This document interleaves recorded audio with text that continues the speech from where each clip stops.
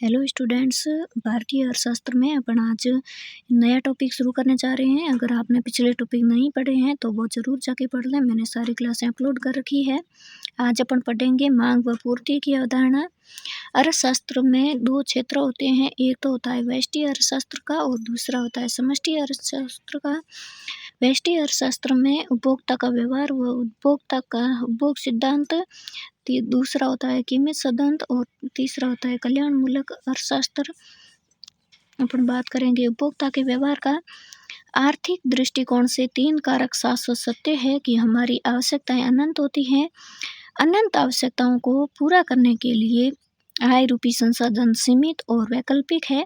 दी गई परिस्थितियों में एक उपभोक्ता अपने संतुष्टि के स्तर को अधिकतम करना चाहता है, अतः एक उपभोक्ता के द्वारा अपनी सीमित और वैकल्पिक उपभोग वाली आय से वस्तुओं व सेवाओं की खरीदी जाने वाली मात्राओं का निर्धारण किस प्रकार किया जाए ताकि संतुष्टि का स्तर अधिकतम हो सके, यही उपभोक्ता का व्यवहार है। व्यष्टि अर्थशास्त्र विश्लेषण में उपभोक्ता के इस व्यवहार को स्पष्ट करने के लिए 7 सिद्धांतों में से एक सिद्धांत मांग का नियम है। मांग और मांग का नियम, इसमें अपन सबसे पहले बात करेंगे बाजार क्या होता है।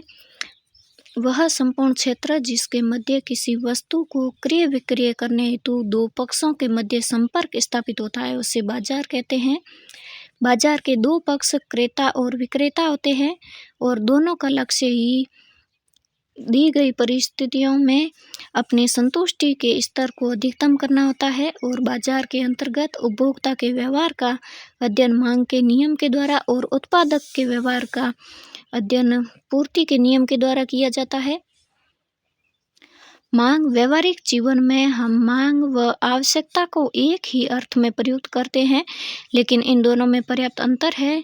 जैसे कि किसी वस्तु विशेष को प्राप्त करने की इच्छा शक्ति का होना, वस्तु को खरीदने हेतु पर्याप्त मात्रा में आय का होना, आय को त्यागने की क्षमता का होना, ये आवश्यकता है।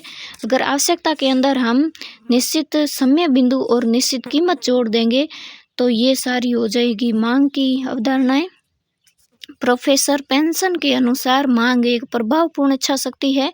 एक उपभोक्ता द्वारा एक निश्चित समय बिंदु एक निश्चित कीमत पर वस्तु की प्राप्त की गई अथवा खरीदी गई मात्रा को ही मांग कहते हैं। मांग के प्रकार, संयुक्त मांग, किसी एक विशिष्ट कार्य को संपादित करने के लिए एक ही समय पर एक से अधिक कई प्रकार की वस्तुओं की एक साथ मांग को संयुक्त मांग कहते हैं।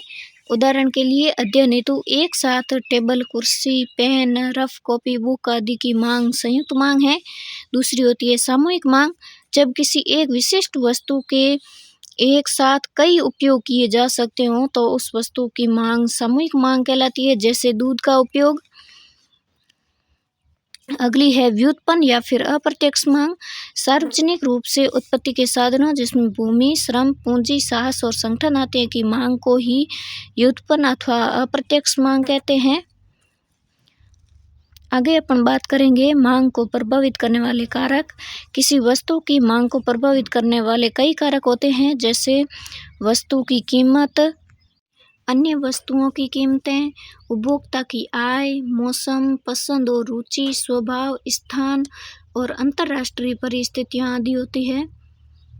आपको ये क्लास कैसी लगी मुझे कमेंट करके ज़रूर बताएं ताकि मेरा हौसला अफजाई हो, ताकि मैं अगली क्लासें और भी हौसले के साथ लेकर आऊँ।